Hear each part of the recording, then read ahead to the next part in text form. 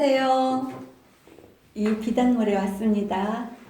글쓰기 좋은 날 수업하러 진안까지 막 달려왔는데요. 와, 이제 가을이 무르익고 있더라고요. 이제 들판도 여기저기 좀 허로워지고, 그런데 이제 저희 집 입구에, 시골집 지난 북이 들어가는 입구에 보면 사과밭이 있어요. 사과밭. 지금 이제 일찍 맺은 열매들, 일찍 사과들은 추석 전에 다 따서 넘어왔지만 그 사과는 서리를 맞고서 따는 사과라네요. 서리를 맞고. 그러면 이 사과가 서리를 맞으면 그 과육이 굉장히 단단해진대요. 우리는 얼 줄 알았는데 굉장히 단단해진대요. 그래서 그 사과 따는 날만 기다리고 있어요. 그거 사 먹으려고. 그거 한번 아작 깨물면 정말 뭐라 그럴까요? 사과 과즙이 입안에 확 돌고 사과 깨무는 소리. 맛있겠다. 그죠? 네. 맛있겠다. 사과 깨무는 그 소리. 아삭 하고 깨무는. 그리고 왜 쫙 갈라지는 그 소리가 그 사과의 매력이에요. 맞아. 오늘 제가 여러분들께 무슨 말을 하려고 저렇게 사과 얘기를 하나. 침 고이셨죠? 자, 침 삼키세요. 네. 네. 이렇게 가을이 이제 가는데 우리가 첫 생각을 할 때 가을 하면 뭐가 제일 먼저 떠오르나를 한번 생각해 보는 겁니다. 뭐 익은 과일, 누런 들판, 꽃, 가을 꽃. 어느 때는요, 제 머리에 보이시나 모르겠어요. 하얗게 내려앉은 억새꽃. 이것도 가을이면 더 처연해 보이더라고요. 좀 염색을 해야 될 것 같더라고요. 저도 아까 거울을 보는데. 가을은 이렇게 우리에게 어떤 것을 첫머리로 앉아줄까요? 자, 여러분들은 글 쓰시는 분이잖아요. 제목을 딱 정해놨습니다. 그런데 첫 줄에 사람을 휘어잡아야 돼요. 첫 줄 한 줄. 꽃이 아름답다. 이렇게 쓰는 건 전혀 아름답지 않아요. 아삭하고 사과 깨물어지는 소리를 해야 된다니까요. 그런 글을 써야 돼요. 쉽지 않습니다. 그거 쉬우면 뭐 누구나 베스트셀러 되겠죠? 맞아, 어려워요. 그럼요. 제가 맨 뒤에 보면 손광성의 달팽이라는 시를 가지고 수필을 가지고 왔어요. 맨 끝에. 혹시 있으신가 모르겠어요. 손광성의 달팽이. 맨 끝에 보면 첫 줄이 뭔가요? 한번 누구 읽어보실 분 있으세요? 오신 분 중에? 네, 못 찾으셨어요? 네. 못 찾으셨어요? 2, 3, 4에서 4예요? 여기에는 없나 보네. 나만 갖고 왔나 보네. 네. 손광성의 달팽이 한번 적어보세요. 네. 달팽이를 보고 있으면 걱정이 앞선다 라고 첫 줄을 썼어요. 우리는 보통 집을 짊어지고 다닌다라고 쓰던지 느리다라고 쓰던지 먼저 썼을 거예요. 보통 저는 그렇게 썼을 거예요. 달팽이는 이렇게 뭐라 그럴까, 자웅동시죠. 네. 암수가 같이 있는 자웅동시예요. 그래서 한 집에서 그냥 같이 살고 있어요. 뭐가 뭔지 몰라요. 뭐가 자고 뭐가 웅인지는 모르겠어요. 근데 그 달팽이라는 글 첫머리에 우리가 늘 생각하고 있는 달팽이는 느리다, 달팽이는 자웅동체다, 달팽이는 뭐 집을 등에 뭐 지고 산다, 아니면 뭐 민달팽이 뭐 이런 달팽이든, 이게 아니고 첫 대목을 달팽이를 보고 있으면 걱정이 앞선다 라고 이 손광성 수필가는 썼습니다. 왜? 이 험한 세상 어찌 살까 싶어서이다. 잠깐 제가 다른 거 하는 동안에 요거는 복사를 좀 해오세요. 네, 그러면 그 손광성의 시에 달팽이를 보면 걱정이 앞선다 라고 이렇게 썼습니다. 이게 뭐냐면 이 수필의 첫머리를 이렇게 쓴다라고 하는데, 수필의 첫머리를 이분은 달팽이를 보면 걱정이 앞선다 라고 썼어요. 수필의 첫머리는 쉬운 말로 바르게 쓴다입니다. 첫머리는 쉬운 말로 바르게 쓴다. 달팽이를 보면 나는 걱정이 앞선다. 어려워요? 어렵지 않죠? 예. 네, 쉬운 말로 바르게 쓴다. 수필의 첫머리는 이렇게 3번이 나왔어요. 그 다음에 간결하고 참실한 문장으로 쓴다. 이 첫머리를요, 한 4줄, 5줄 쓰는 사람이 있어요. 말이 그냥 글이 끝나지를 않아요. 첫 마디를. 그래서 읽기에 숨 넘어가요. 수필의 특징은 간결하고 짧게 쓰는 게 수필의 특징인데, 그 수필을 첫머리를 한 5줄 써대면 이미 거기에서 읽는 사람이 지쳐요. 달팽이를 보면 나는 걱정이 앞선다. 왜? 이 험한 세상 어떻게 살까 싶어서. 이렇게 짧게 지나가고 있어요. 수필이 간결하고 참실한 문장으로 시작하고 추상적인 낱말은 피한다. 추상적이 여기서는 뭘까요?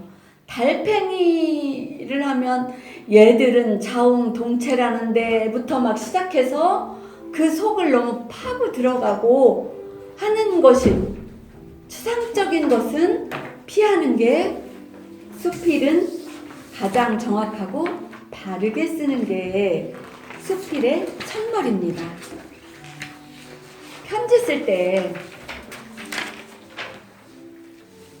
때 부모님 전상서 안녕하십니까, 일기 기후양하고 뭐가 어쩌고 옥체 권한하신지 막 이렇게 편지를 써요. 예전 문체입니다. 예전 문체. 근데 지금 젊은 애들 그렇게 안 쓰잖아요. 우리가 뭐가 옳다고는 할 수 없지만 얘도 세월이 흘러서 흐름이 있습니다. 현재 독자들의 흐름. 그래서 쉬운 말로 바르게 쓴다. 간결하고 참신한 문장으로 쓴다. 추상적인 낱말은 피해야 한다. 요게 수필의 첫머리의 원칙입니다. 자, 손광성의 달팽이를 보고 있으면 걱정이 앞선다. 일상적인 다른 사람이 생각하는 말 안 썼어요. 험한 세상 어찌 살아갈까 싶어서이다. 간결합니다. 왜? 개미의 억센 턱도 없고 벌의 무서운 독침도 없다.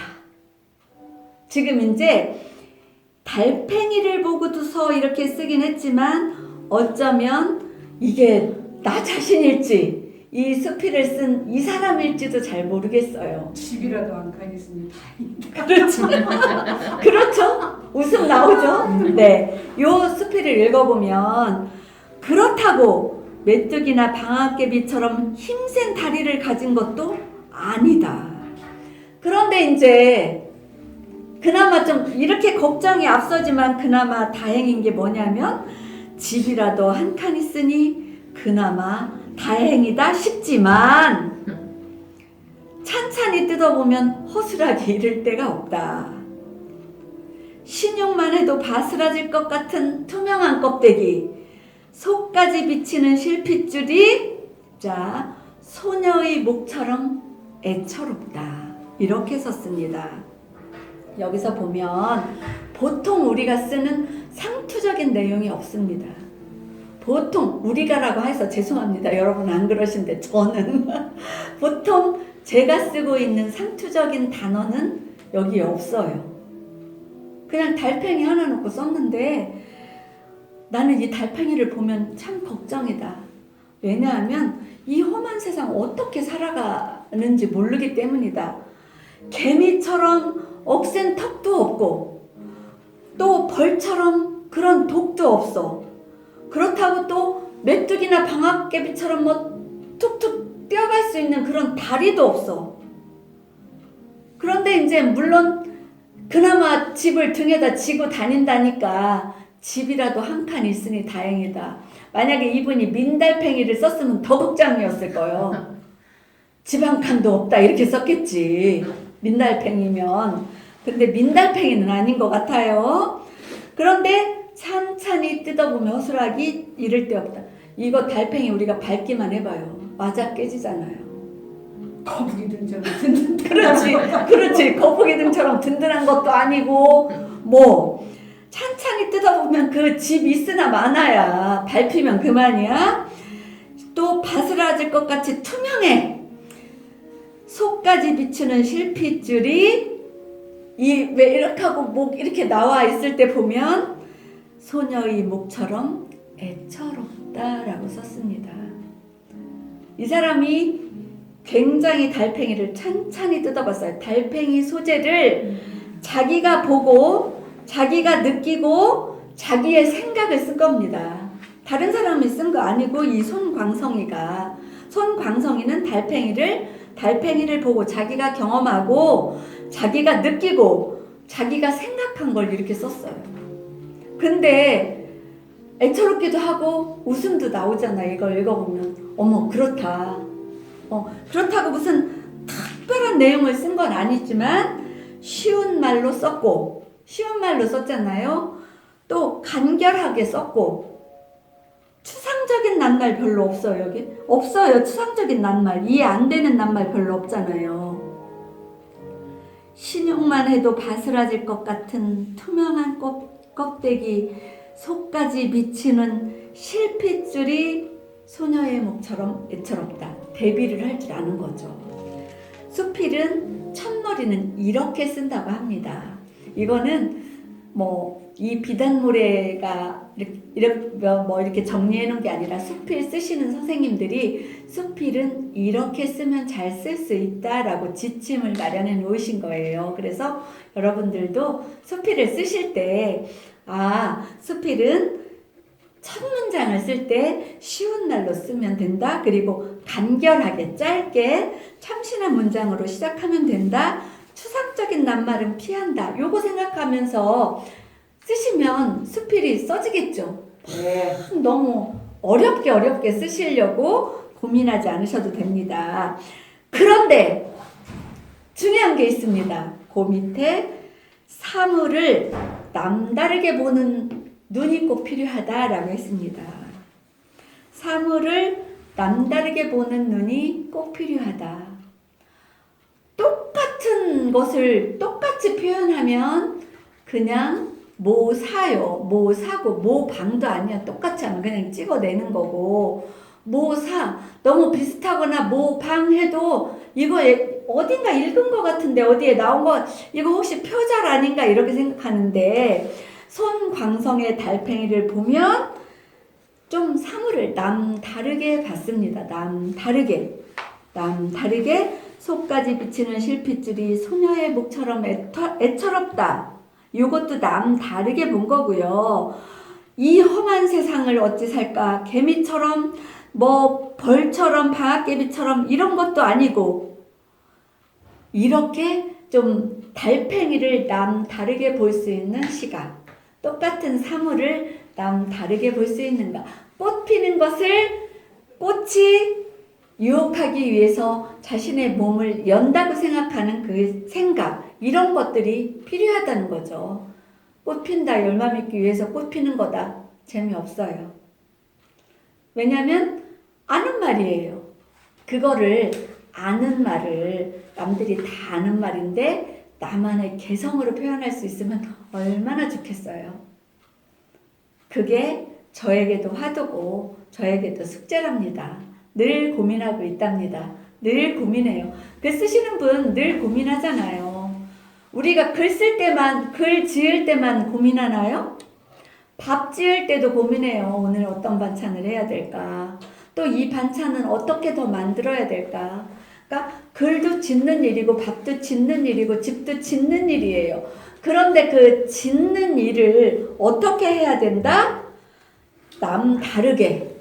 그러니까 그게 뭐냐 하면 즉 새롭게 창조해 나가는 거예요. 창조. 새롭게 만들어 나가는 거죠. 똑같이 만들지 말자고. 똑같이 달팽이를 똑같이 이렇게 쓴다고 하면 딴 사람이 또 이렇게 쓴다면 재미없잖아요. 손광성 씨만 이렇게 쓸 수 있는 눈을 가진 거예요. 그러니까 우리는 그러면 달팽이를 보고 우리는 어떻게 쓸 것인가? 만약에 제가 달팽이에 대해서 시나 수필 써오라면 쓰실 거예요? 남다른 눈으로? 대답 좀 해보세요. 대답. 어려워요.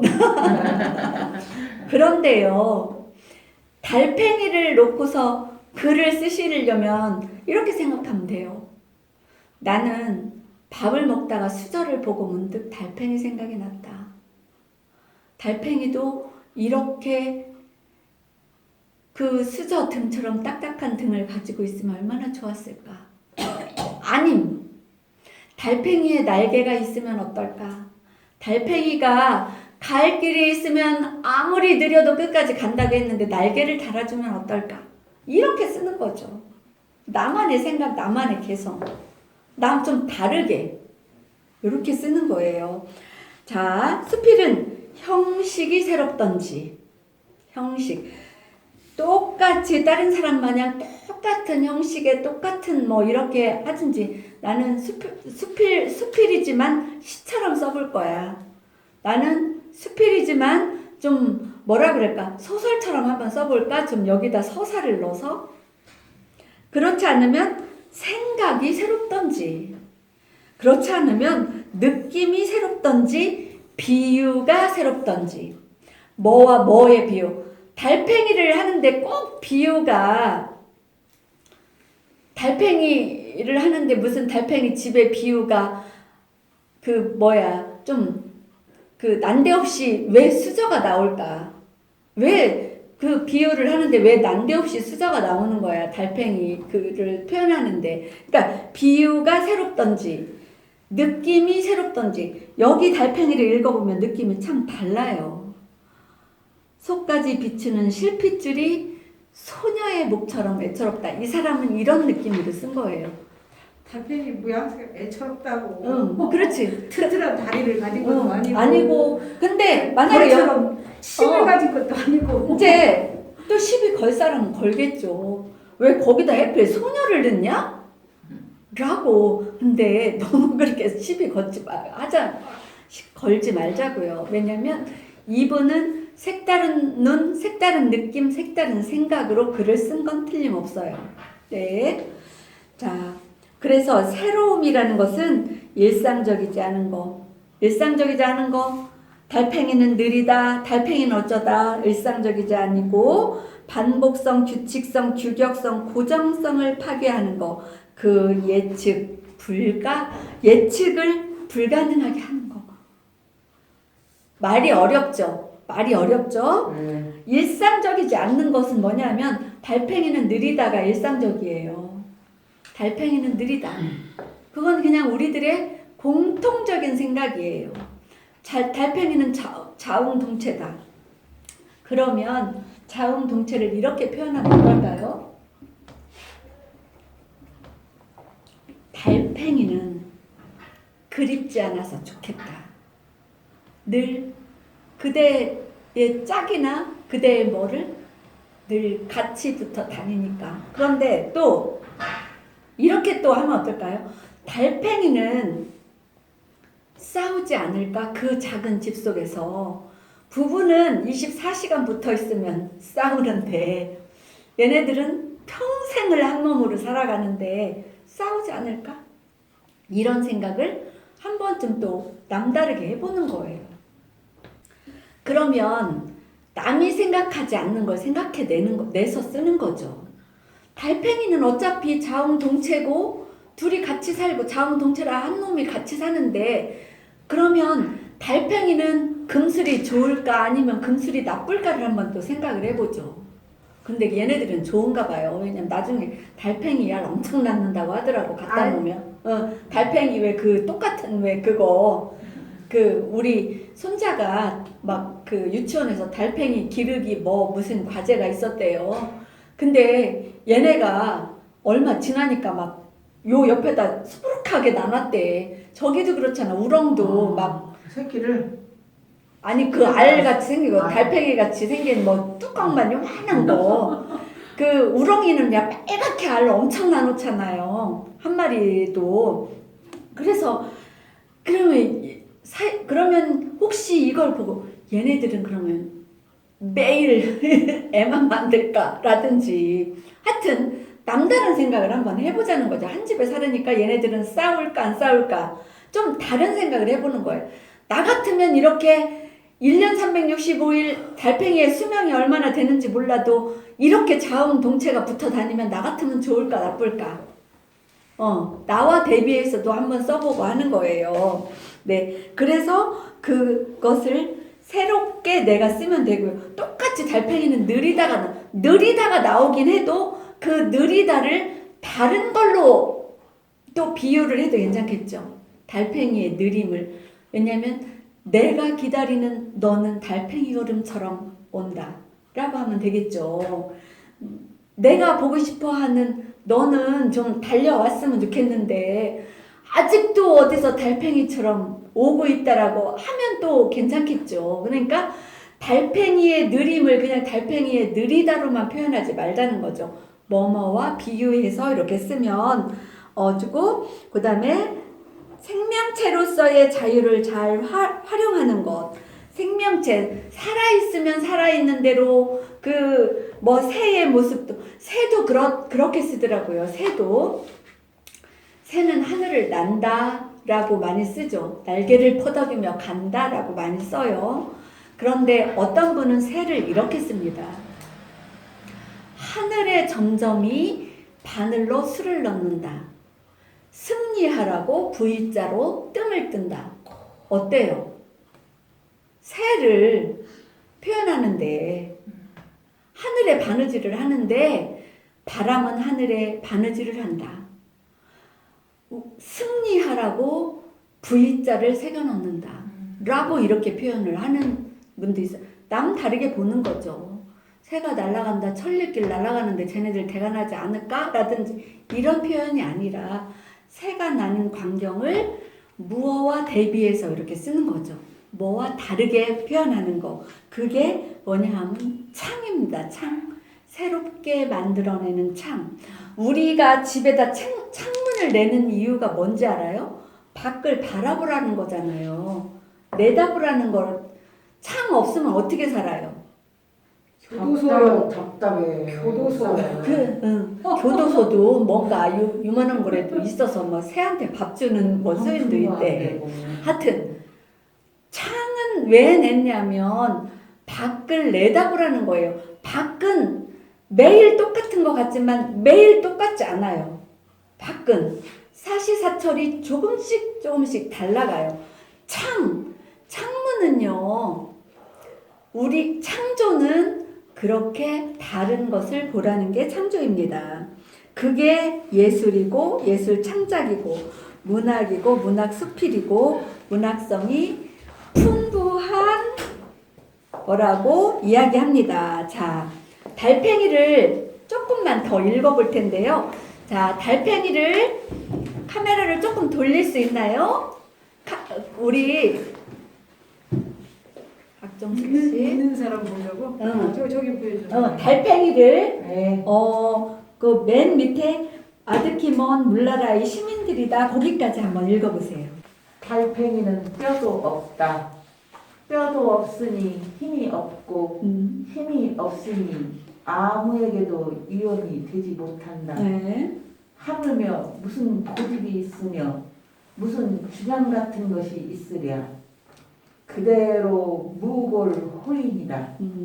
여리디 여린 살 대신에 굳게 쥔 주먹을 기대해 보지만 아무래도 무리인 것 같다. 네. 그렇다고 감정마저 없다는 이야기는 아니다. 중요합니다. 여기. 네. 민감하기로는 미무사보다 더하다. 그쵸.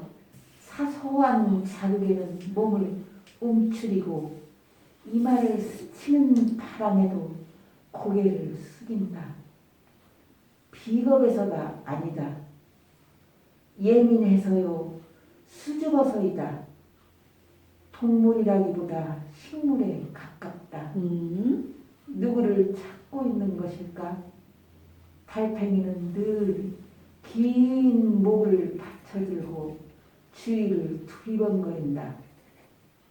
그러나 그의 이웃은 아무데도 없다. 소라, 고동, 우렁, 그리고 다슬기 같은 것들이 있긴 하지만 그들은 이미 그의 이웃이 아니다. 아득히 먼 물나라의 시민들이다. 네. 이거 읽는 동안 줄거리를 가만히 생각해 보셨어요? 이거 달팽이가 하는 짓이에요. 달팽이의 모양이고 달팽이의 살아가는 어떤 삶이에요. 달팽이는 뼈도 없다. 뼈도 없으니 힘도 없고 힘이 없으니 아무에게도 위험이 되지 못한다. 달팽이를 그냥 싫어하거나 좋아하기는 해도 위협적이진 않잖아요. 달팽이를 그냥 만지지 힘들어. 못하거나 뭐 이러긴 하지만 걔가 무서워서 그렇지는 않잖아요. 그냥 뭔가 끈적한 게 싫고 뭔가 흐느적거리는 게 싫어서 그런 거죠. 달팽이는 사람에게 이렇게 해를 끼치지 않아요. 물론 막 어느 때 보면 배추도 뜯어먹고 하니까 뭐 싫다고는 하겠지만 달팽이는 그대로 묵을호인이야. 뼈 없는 사람을 우리 뼈 없다가 아니라 정말 착하고 누구에게 시비 안 걸고 하는 사람을 묵을호인이라고 하잖아요. 누구한테 막 피해 안 주고 아이고 저 사람 법 없이도 산다 할 사람을 묵을호인이라고 표현을 해요. 근데 그걸 달팽이한테다가 대비를 했어요. 달팽이 그대로 묵을호인이다.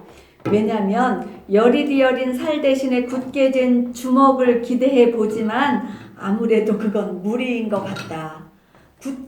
왜냐면 집이 등에 있고 좀 단단해 보여서 무슨 주먹을 기대해 보지만 그건 아무래도 무리요. 왜냐면 얘는 밟으면 툭 깨져버리고 하여튼 조그만 애기가 집어서 던져도 뭐 얘는 뭐 꼼짝도 못해요.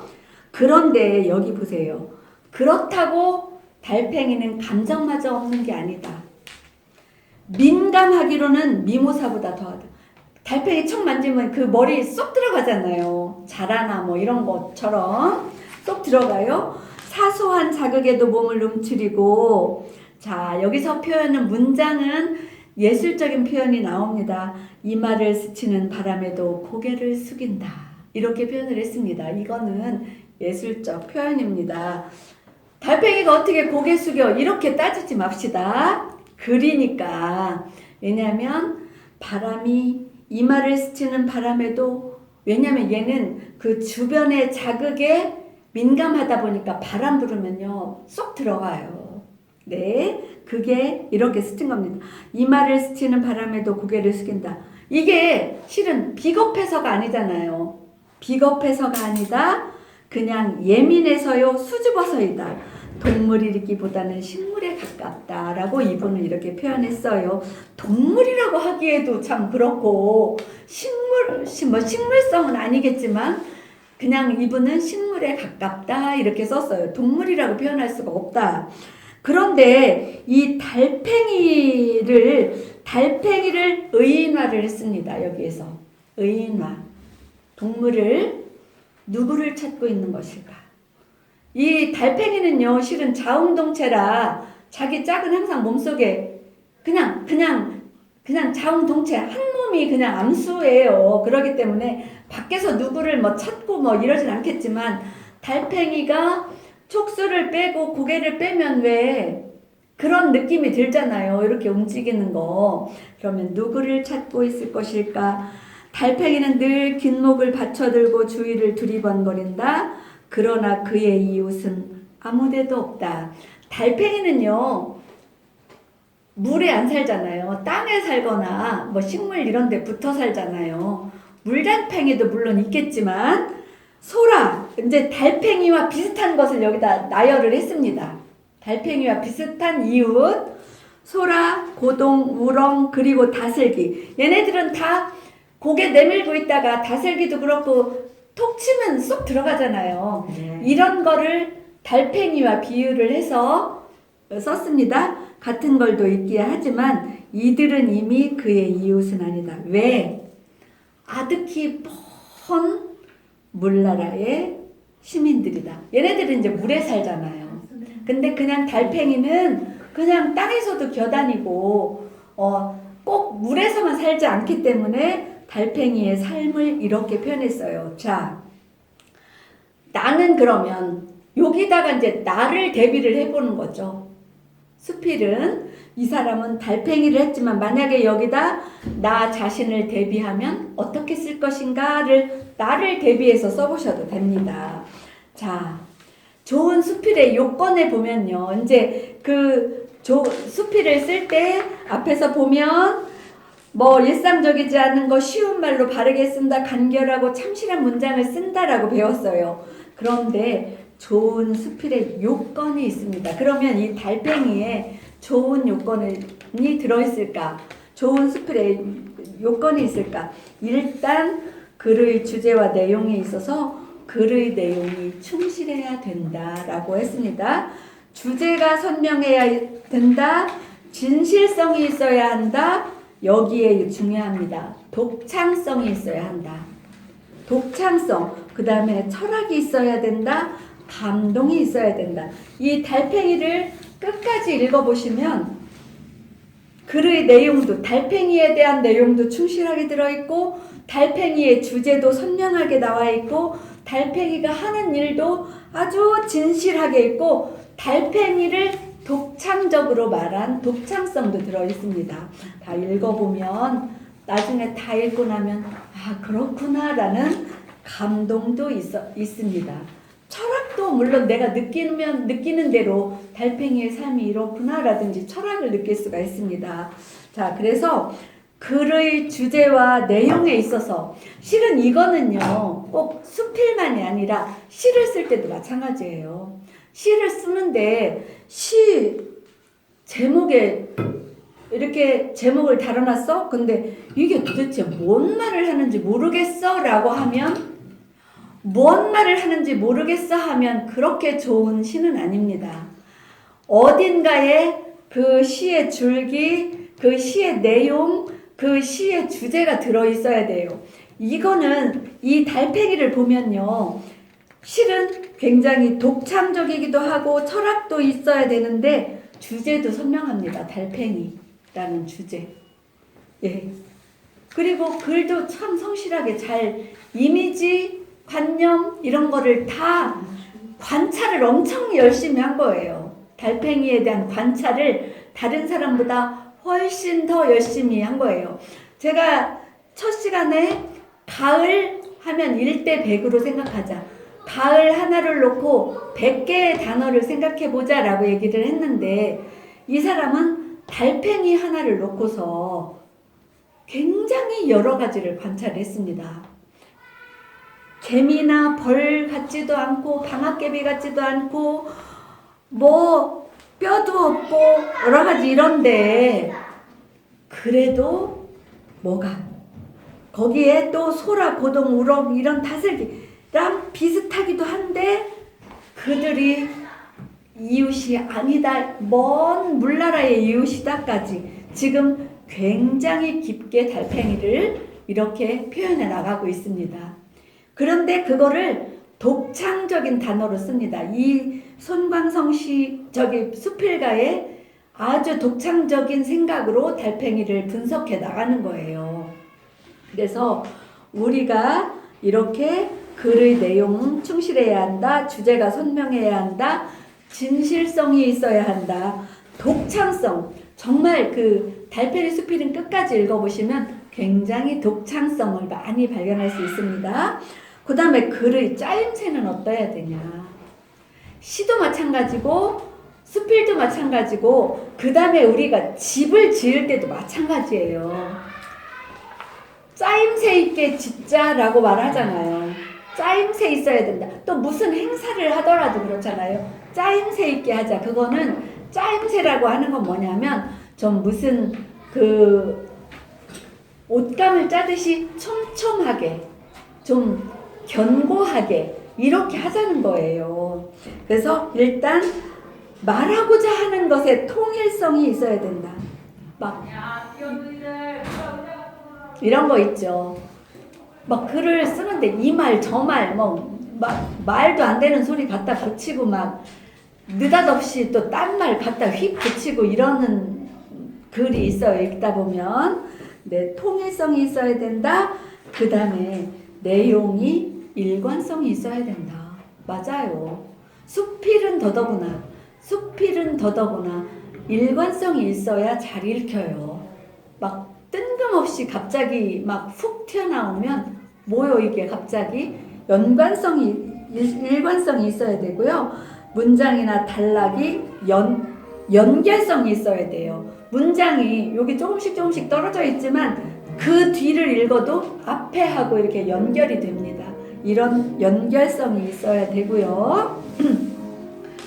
자, 이제 굉장히 많이 지루하시고 힘드시죠? 아니요, 재밌어요. 이렇게 영상을 보시는 분들은 쟤는 무슨 화면만 보고 저렇게 말을 할까 이렇게 해서 굉장히 지루하실 텐데 화면을 보실 때 제가 말씀드렸죠. 한꺼번에 쭉 보지 마시고 그냥 조금씩 화면을 보세요. 밑에 보면 이렇게 눌러서 찍 가는 그 선이 있거든요. 그 선을 잠시 멈추고 지금까지 했던 말 들으시고 또 생각하시고 또 그 다음부터 들어가시고 하면 훨씬 덜 지루해요. 저도 그래서 영상을 볼 때 막 길은 거 볼 때는 좀 잠깐 멈추고 생각도 하고 이러면서 본답니다. 여러분들도 그렇게 보세요. 쟤는 무슨 말을 끝이지도 않고 저렇게 하나 하시지만 저는 또 1시간 동안 수업해야 되잖아요. 제가 준비한 내용이 엄청이 많은데 1시간 동안 다 못하잖아요.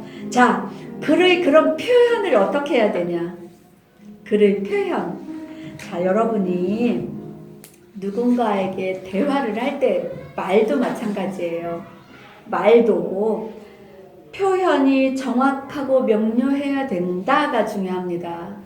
누군가에게 무슨 말을 할 때 그 사람이 말 못 알아들으면 소용없어요. 내가 아무리 말을 막 1시간, 2시간 해도 그 사람이 못 알아들으면 소용없어. 그 사람이 알아듣게 정확하고 명료하게 하는 거예요.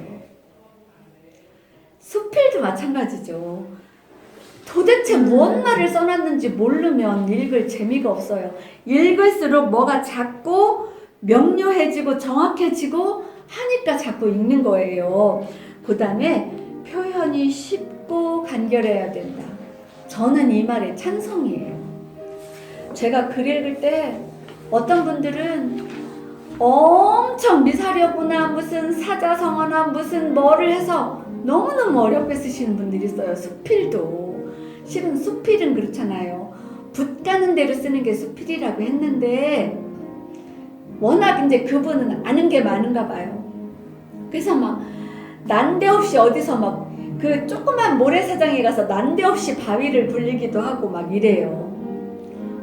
그게 아니라 정말 표현은 쉽고 간결해야 된다라는. 쉽다는 것은 여기서 뭐냐 하면요, 쉽다는 것은 아무렇게나 쓴 글이 쉬운 게 아니에요.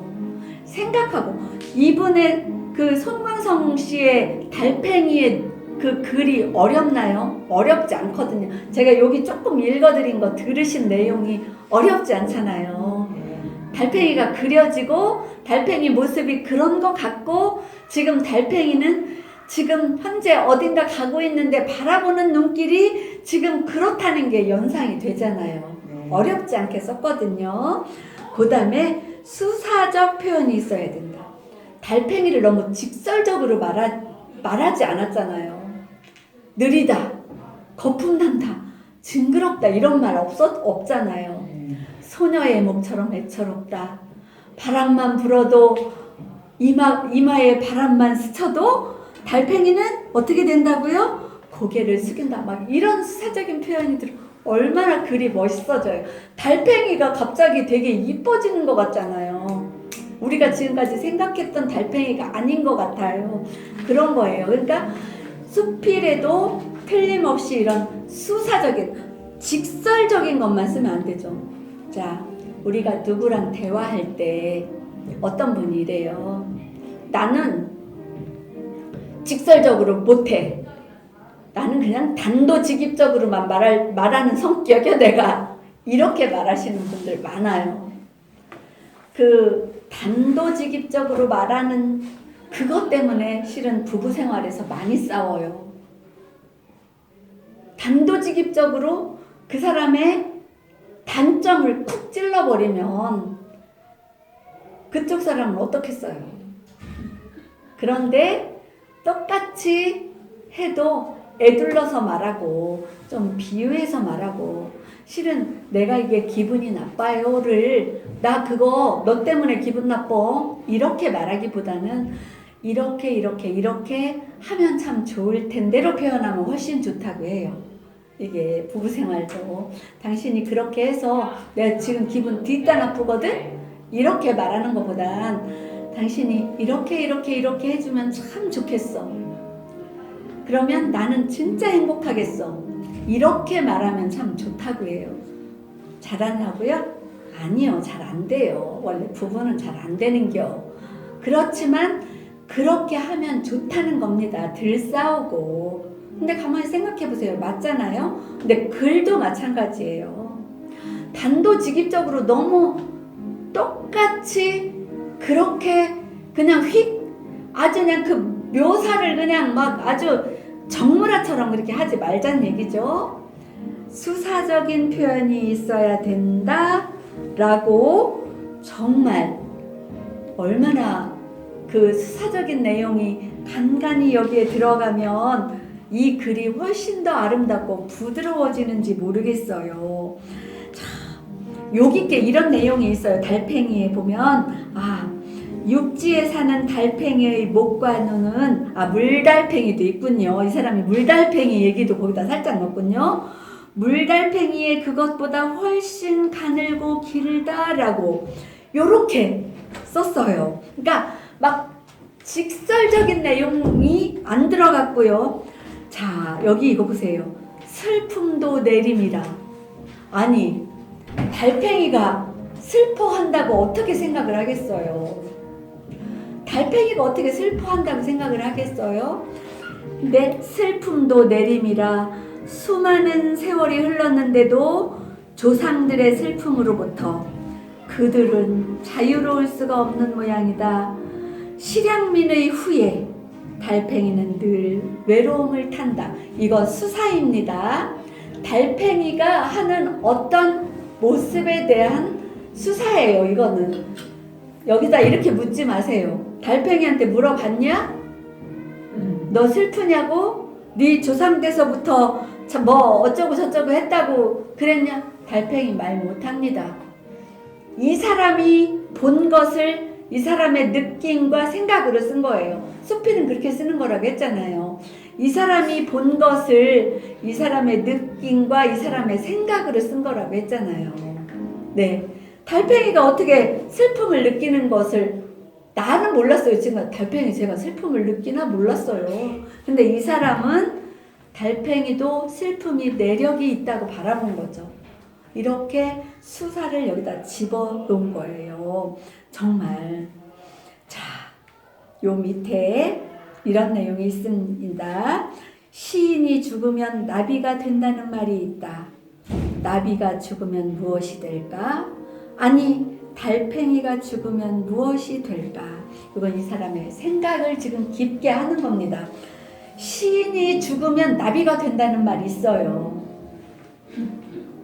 왜 그럴까요? 왜 그럴까요? 그냥 시인들은 어딘가 막 날아가고 싶고 상상의 날. 막 뭐라 그럴까? 그렇지. 자유로운. 뭔가 자유롭고 싶고 그리고 아름답고 싶고. 바람둥이라. 오케이. 이곳에서 저곳으로. 오케이. 영혼이 자유롭고. 그래서 누가 말했는지는 모르겠지만 시인은 죽어서 나비가 된다는 말이 있다. 그런데 그러면 나비가 죽으면 뭐 시인이 될까? 그러면 그것도 한번 생각해 보는 거죠. 이 사람의 생각은 나비가 죽으면 과연 무엇이 될까? 아니, 그것보다 지금 나는 달팽이 이야기를 쓰고 있는데 달팽이가 죽으면 무엇이 될까 했는데요. 그 뒷장에 보면 기가 막힌 표현이 있습니다. 자, 수사적 표현이 기가 막힌 표현이 하나 있어요. 나비 곁으로. 예, 물어봤어요, 달팽이한테. 그러나 이 사람은 이렇게 수사를 했습니다. 달팽이는 나비 곁으로 다가간다. 그냥 사귀기라도 했으면 쉽다. 그러나 나비는 어때요? 잠시도 한 곳에 머물러 주지 않는다라고 했습니다. 자, 정말 설사 머문다 해도 걱정이다. 야, 그러니까 이제 달팽이가 계속 생각을 해 나갑니다. 달팽이는 이제 나비 곁으로 가서 사귀고 싶은데 안 있어. 그러면 그 다음에는 배추벌레하고 놀아야지. 달팽이가 배추하고 잘 놀아요. 나비도 배추에 많이 옵니다. 그죠? 달팽이와 가까이 있는 것에 대한 걸 썼습니다. 아주 엉뚱땅땅하는 비유가 아니라 지금 소라, 고동, 우렁, 다슬기는 같은 이웃이라고 해도 먼 나라 이웃이지만 여기서 나비와 배추벌레는 거의 이웃이에요. 동화로 써야겠네 이거. 아니 달팽이가 작가. 여기에 보면 막 의인화도 들어가잖아요. 작가야. 의인화도 들어가서 어쩌면 자기 자신을 이렇게 썼을 수도 나비가 있어요. 있어주기도 바라고. 그래서 나비한테 가니 뭐 나비도 한 자리 안 있고 배추벌레는 조금 느리긴 하죠. 꾸물터머리기는 해도 그래서 그 옆에서 잠시 외로움을 달래본다고. 이렇게 수필에도 수사력이 있어야지 직설적인 표현만 있으면 쓸 게 없어요. 또 달팽이를 보고서 이렇게 긴 수필을 쓸 수 있겠어요? 맞아. 직설적으로만 쓴다면 덫을 쓰면 말지. 맞아. 덫을 쓰면 쓸 게 없어. 그러니까 좀 수사가 있어야 된다라고 하면 굉장히 좋은 수필이 써질 수 있겠습니다. 아, 정말 그 다음에 이제 여러분들이 앞으로 시도 쓰셔야 되고 우리가 이제 책을 한 권 내야 되잖아요. 마지막 이제 책을 한 권 내려고 여러분들 지금 신화수필 열심히 쓰고 계시죠? 신화수필 열심히 쓰고 계시는데 오늘 제가 말한 것을 수필 쓰시는 분이나 시 쓰시는 분이나 똑같이 대비하면 좋아요. 마찬가지죠. 주제에 뭐 일관성이 있어야 되고 수사적인 것도 있어야 되고 시도 직설적이게 쓰면 쓸 말이 별로 없어요. 그러니까 좀 제가 지금까지 말씀드린 글쓰기의 요령, 수필 쓰기의 요령이라고 했지만 시 쓰시는 것도 그리고 가장 중요한 게 한 가지 있어요. 개성이에요. 개성. 아무리 우리가 진달래를 쓴다고 해도 김소월의 진달래 못 따라갑니다. 똑같이 쓸 수는 없잖아요. 그러면 그 개성을 한번 뛰어넘어 보세요. 개성을 뛰어넘은 게 빨치산에 붉게 흐르는 그 빨치산의 피, 그게 진달래. 이렇게 좀 해보자고요. 우리 맨날 어렸을 때 뒷동산 가서 놀 때 따먹고 입 새카매졌다는 얘기, 상투적인 얘기에서 좀 벗어나 보자고요. 빨치산의 피 그거 안윤심 씨 시에서 나온 거 그리고 이왕이면 입술이 새카매졌다고 하는 표현도 이왕이면 어린 시절 너와 입 맞추고 싶었는데 맞추지 못해서 내 혀로 내 입술만 빨았다 이렇게 표현할 수 없을까요? 이왕이면 그래서 내 입술만 까맣게 타들어갔다라고 표현을 하면 되죠. 만약에 진달래를 먹고 내 입술이 까매진 걸 표현하려면 꼭 진달래 먹고 하도 따먹으니까 내 입술이 검해졌다 먹먹해졌다 이렇게만 쓰지 말고 왜 까매졌는지를 수사법으로 쓰는 거예요. 어려워요. 쉽지 않아요. 저도 고민하고 있어요. 굉장히 고민하고 있지만 그래도 오늘 제가 말씀드린 그 글 쓰는 내용 그것만 기억하고 계신다면 그래도 좀 쉽게 그냥 다른 거 다 버리시더라도 간결하게 수필은 간결하고 쉽고 그 다음에 나만의 독창성 있는 글을 쓰시면 훨씬 부드러운 문장을 쓸 수 있어요. 거기다가 직설적이지 않고 간간히 좀 수사, 좀 MSG를 좀 넣어요.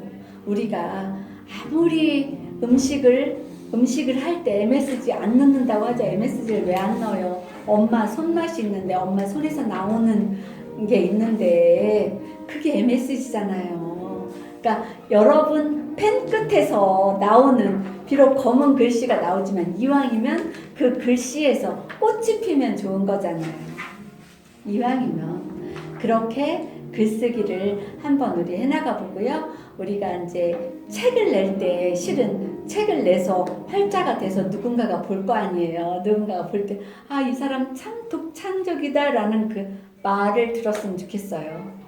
그것만 저는 기대하고 있겠어요. 참 독창적이고, 이거는 이 비단물의 시다, 이거는 황현아 시다, 박정수 글이다, 뭐 이렇게만 나와도 굉장히 잘 쓰는 거예요. 굉장히 잘 쓰는 거. 왜냐하면 그걸 꾸준히 그렇게 해나가다 보면 나의 표현이 되거든요. 나태주 씨는 그래요. 이거 나태주 글이야 하면 틀림없이 나태주 글이에요. 그분은 이미 자기의 개성, 자기만의 세계를 갈 줄 알아요. 자, 정말 1시간 힘드셨죠? 아니요, 재밌었어요. 있지요? 네, 이거 그냥 재밌었어요. 앉아서 그냥 이거 틀어놓고 보지 마시고요. 그냥 설거지 하면서 이어폰 끼고 이렇게 해서 들으시면 훨씬 더 재밌으실 거예요. 그냥 앉아서 이것만 들여다보고 있으면 신경질 나거든요. 뭐 이 비단물에가 많이 이쁜 것도 아니고, 그러니까 그냥 이어폰 끼고. 저는 이뻐요. 감사합니다. 이렇게 보시면 훨씬 더 좋은 그 수업을 이해하실 수 있을 겁니다. 여러분 오늘도 정말 좋은 날, 왜냐면 글쓰기 좋은 날 수업을 했잖아요. 글쓰기 좋은 날은 언제라고 했나요? 바로 지금이에요. 지금. 네. 지금 여러분들 행복하시기 바라고요. 지금 또 사랑도 많이 하시기 바랍니다. 글쓰기 좋은 날 수업을 마치겠습니다. 감사합니다.